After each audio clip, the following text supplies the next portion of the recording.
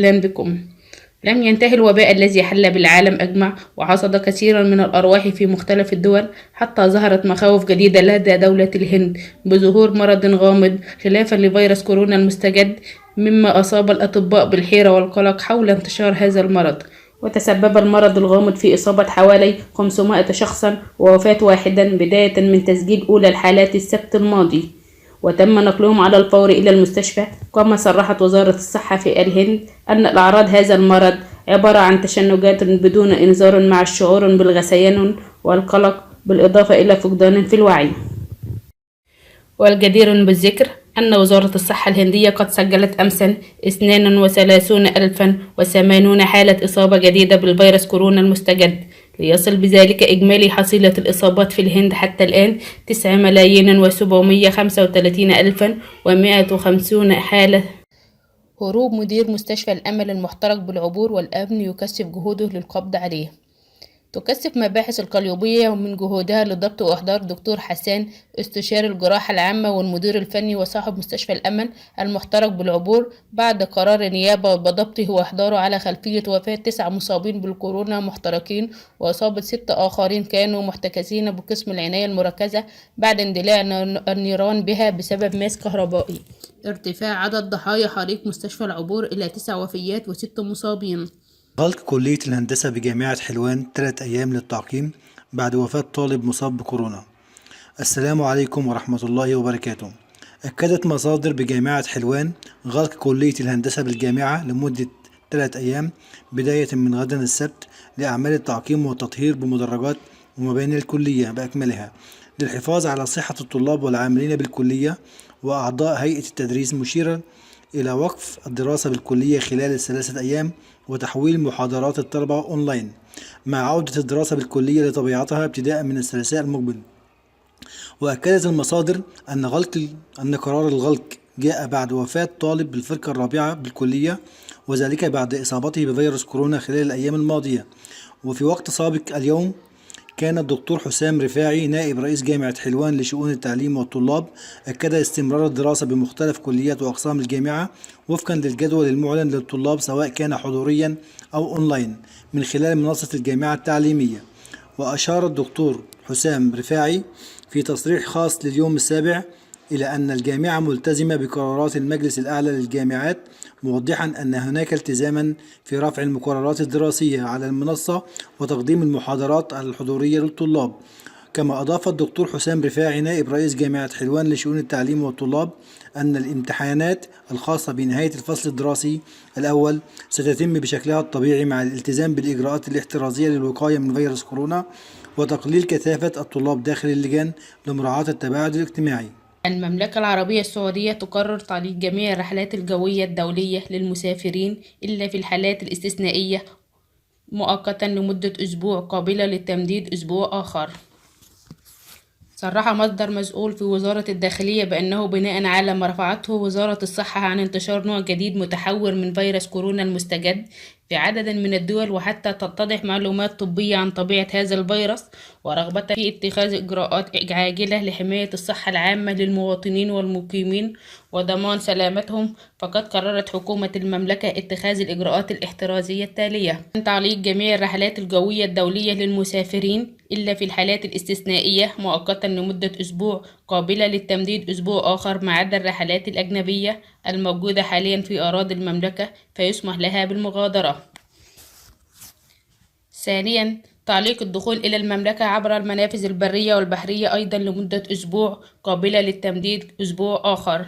ثالثا، على من عاد من إحدى الدول الأوروبية أو من أي دولة ظهر فيها الوباء وفقا لما تحدده وزارة الصحة اعتبارا من 8 ديسمبر 2020 ميلادية الالتزام بالآتي: أولا، العزل المنزلي لمدة أسبوعين من تاريخ قدومه إلى المملكة العربية السعودية. ثانيا، أن يقوم بإجراء فحص فيروس كورونا المستجد خلال فترة عزله وتكرار الفحص كل 5 أيام، ويستثنى مما ورد عليه حركة نقل البضائع والسلع وسلاسل الإمداد من الدول التي لم يظهر فيها الفيروس المتحور وفق ما تحدده وزارة الصحة بالتنسيق مع وزارة النقل. ومن الجدير بالذكر أنه قد أعلنت وزارة الصحة العالمية تفشي سلالة جديدة من فيروس كورونا المستجد، والذي بدأت في الانتشار في إيطاليا والدنمارك وهولندا، وزيادة أعداد المصابين في أستراليا. كما حذر وزير الصحة البريطاني من تفشي هذا النوع من الفيروس، ولا بد من إجراءات احترازية مشددة من خلال التباعد الاجتماعي المشدد للسيطرة على هذا النوع الجديد من الفيروس المتحور. كما فرضت هذه الدول الأوروبية قيود جديدة في كثير من الدول لعدم تفشي هذا النوع المتحور من الفيروس كورونا المستجد. السيسي يصدر قرارا جمهوريا بشأن توزيع حصيلة الزيادة في أسعار البنزين. أصدر الرئيس عبد الفتاح السيسي القرار رقم 699 لسنة 2020 بتعديل بعض أحكام قرار رئيس الجمهورية رقم 490 لسنة 1988 بشأن حصيلة الزيادة في أسعار البنزين المخصصة لإنشاء وصيانة الطرق العامة، الذي نشر بالجريدة الرسمية صباح اليوم. وفي سياق آخر، وجه الرئيس عبد الفتاح السيسي رئيس الجمهورية بتركيز استراتيجية المنطقة الاقتصادية لقناة السويس على زيادة الفرص الاستثمارية الهادفة في توطين التكنولوجيا وامتلاك القدرة الصناعية وتوفير فرص العمل، وذلك بالتنسيق بين كافة الأجهزة المعنية بالدولة وبالتكامل مع عمليات التنمية والتطور الشامل لمنظومة الموانئ والخدمات الملاحية على مستوى الجمهورية. تباين آراء أولياء الأمور حول ذهاب أبنائهم إلى المدرسة. بعد طرح الدكتور طارق شوقي 3 اختيارات على أولياء الأمور غير الراغبين في إرسال أبنائهم إلى المدارس خوفا على صحتهم من انتقال أي عدوى، وكان الخيار الأول استكمال العام الدراسي مع الالتزام بكافة الإجراءات الاحترازية التي وضعتها وزارة الصحة والتربية والتعليم. أما الاختيار الثاني الذي أتاحه يتمثل في تقديم استثناء الطفل من العام الدراسي بالكامل. والاختيار الثالث هو تحويل الطالب ليكون طالب منازل ويقوم بالمكوث في المنزل ويخضع للامتحانات كغيره من الطلاب. وتباينت ردود أفعال بعض أولياء الأمور حول الاختيارات إلا أن معظم أولياء الأمور فضلوا عدم ذهاب أبنائهم إلى المدرسة بسبب خوفهم عليهم والاعتماد على الدروس الخصوصية. ومن جانب آخر، اعتمد بعض أولياء الأمور على ذهاب أطفالهم إلى المدارس مع الالتزام بكافة الإجراءات الاحترازية المتوفرة لديهم. ويبقى السؤال الأهم هنا لدينا في هذا الفيديو: هل عدم ذهاب الأطفال للمدارس خوف زائد عند أولياء الأمور أم ضعف إمكانيات المدارس في توفير الإجراءات الاحترازية اللازمة لأطفالنا في المدارس؟ ويظل كابوس الدروس الخصوصية يطارد أولياء الأمور. أصدرت وزارة الصحة والسكان عددا من التوجيهات العاجلة لمواجهة ارتفاع أعداد الإصابة بكورونا، وجاءت التوجيهات كالتالي: 1. تشغيل المستشفيات المرفق بياناتها لاستقبال حالات اشتباه الإصابة بفيروس كورونا المستجد بالقيام بأعمال فرز وتقييم وعزل الحالات. 2. يتم البدء بتشغيل نسبة 50% من إجمالي أسرة المستشفى وأسرة الرعاية المركزة، على أن يتم زيادة نسبة التشغيل طبقا لعدد الحالات وبدون حد أقصى. 3.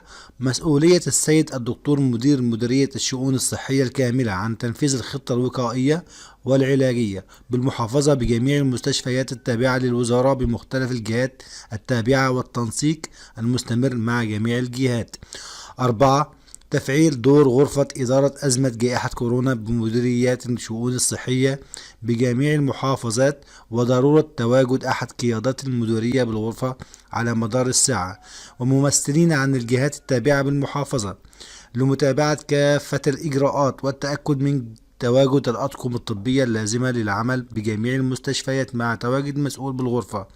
5. يتم تشكيل فرق متابعة فنية بجميع المحافظات للمرور والمتابعة المستمرة على مدار الساعة على جميع المستشفيات بالمحافظة للتأكد من تقديم الخدمات الطبية. 6. يتم التنبيه المشدد على جميع مديري المستشفيات العاملة وفرق المتابعة والغرفة المركزية بالمحافظة بضرورة مراجعة حالات المرضى المتواجدين بالأقسام الداخلية والرعاية على مدار الساعة واتخاذ الإجراءات اللازمة لخروج مرضى الأقسام. 7. التنبيه على جميع مديري المستشفيات بإرسال بيان يومي لإحصائيات اليوم السابق الساعة 10 صباحا. يبدأ الإحصاء من الساعة 12 مساء حتى الساعة 12 مساء اليوم التالي، إلى يشمل: 1. عدد مرضى اشتباه كورونا المترددين على المستشفى. 2. عدد المرضى المقرر لهم عزل منزلي. عدد المرضى المقرر لهم الدخول للأقسام الداخلية. عدد المرضى المقرر لهم الدخول مباشرة إلى أقسام الرعاية. 4. عدد المرضى المحولين من الأقسام الداخلية للرعاية المركزية. وزيرة الصحة تستقبل أولى شحنات لقاح فيروس كورونا المستجد. استقبلت الدكتورة هالة زايد وزير الصحة والسكان مساء الخميس أولى شحنات لقاح فيروس كورونا من إنتاج سينوفارم الصينية بمطار القاهرة الدولي، قادمة من دولة الإمارات العربية المتحدة، وذلك بحضور كل من السفير الصيني لدى مصر والقائم بأعمال السفير الإماراتي. وأوضح الدكتور خالد مجاهد مستشار وزير الصحة والسكان لشؤون الإعلام والمتحدث الرسمي للوزارة أن هذا اللقاح أثبتت فاعليته بنسبة 86% في الوقاية من فيروس كورونا المستجد و99% من إنتاج الأجسام المضادة للفيروس و100% في الوقاية من الحالات المتوسطة. وقال مجاهد أن الأولوية في توزيع اللقاح ستكون للعاملين بمستشفيات العزل والصدر والحميات ومرضى الأورام والفشل الكلوي، لافتا إلى أنه يتم تناول اللقاح في عضلة الكتف على جرعتين يفصل بينهما 21 يوما، وبذلك تكون مصر أول دولة تحصل على لقاح كورونا إفريقيا وثاني دولة عربية بعد دولة الإمارات. وجدير بالذكر أن مصر حصلت على لقاح فيروس كورونا المستجد قبل دول الاتحاد الأوروبي وأمريكا. وجدير بالذكر أيضا أن الشحنة الحالية تقدر ب50,000 جرعة تكفي 25,000 شخصا، ومن المقرر تحصل مصر على شحنات إضافية في الفترة المقبلة.